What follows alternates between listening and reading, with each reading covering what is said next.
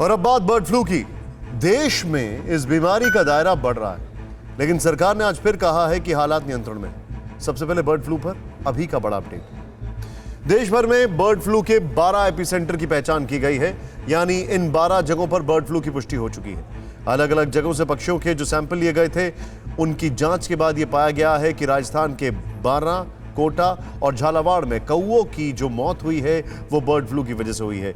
इसी तरह मध्य प्रदेश के मंदसौर, इंदौर और मालवा इलाके में भी कौओं में बर्ड फ्लू के वायरस पाए गए हैं। सरकार ने बताया है कि हिमाचल प्रदेश के कांगड़ा में विदेशी पक्षियों में भी बर्ड फ्लू पाया गया है, जबकि केरल में 4 जगहों पर पोल्ट्री के बतख से वायरस से संक्रमित पाए गए हैं।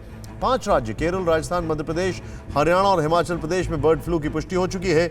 लेकिन राहत की बात यह है कि अभी तक इस वायरस से किसी इंसान के संक्रमित होने की कोई खबर भारत में नहीं है।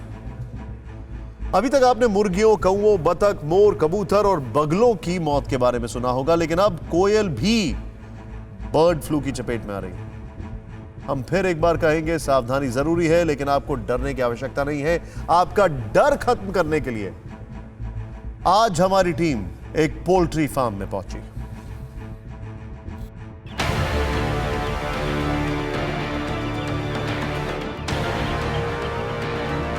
बर्ड फ्लू फैलने का यह कतई मतलब नहीं है कि आप पोल्ट्री फार्म का नाम सुनकर घबरा जाएं। इस बात को तर्कों के साथ आपके सामने रखने के लिए हम पहुंचे भोपाल से करीब 20 किलोमीटर दूर एक पोल्ट्री फार्म में। बर्ड फ्लू को लेकर सावधानी बरतते हुए इस पोल्ट्री फार्म को फिलहाल पतले तारों के नेट से घेर दिया गया है। बाहर का कोई भी पक्षी हमारे अंदर एंटर नहीं हो सकता, क्योंकि ये ऑलरेडी पूरा जाली लगा हुआ है। जाली लगी, मैं तस्वीरें दिखाना चाहूंगा। पूरी देखिए, चारों पूरी सेफ्टी है यहाँ पर, कोई पक्षी अंदर नहीं आ पाता है यहाँ पर। और हमारा जो फीड भी है वो भी एक सही जगह पर व्यवस्थित रखा हुआ रहता है, जिससे कुछ भी यहाँ से कुछ बाहर और बाहर का अंदर नहीं हो सकता। तो इससे कुछ दूसरे पक्षियों से कोई दिक्कत नहीं है इसमें। पोल्ट्री फार्म के मैनेजर ने बताया कि पिछले 10 साल से यहाँ मुर्गियों और चूजों में कभी कोई बीमारी नहीं देखी गई, लेकिन जब भी कोई बर्ड फ्लू आता है उनके कारोबार पर असर तो पड़ता ही है।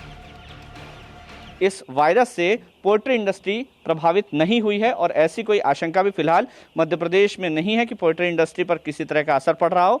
लेकिन इस सब के बावजूद प्रशासन पूरी तरह से सतर्क है और अपनी ओर से पोल्ट्री इंडस्ट्री के लिए हर तरह की गाइडलाइंस जारी कर रहा है। इस बीच मध्य प्रदेश सरकार ने दक्षिण के राज्यों से आने वाली मुर्गियों पर रोक लगा दी है।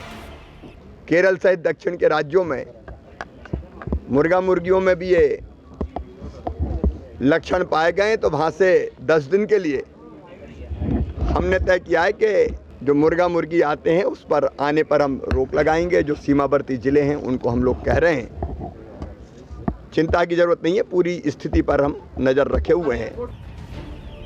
हम आपको लगातार बता रहे हैं कि यह मौका सावधान रहने का और अफवाहों को नजरअंदाज करने का है।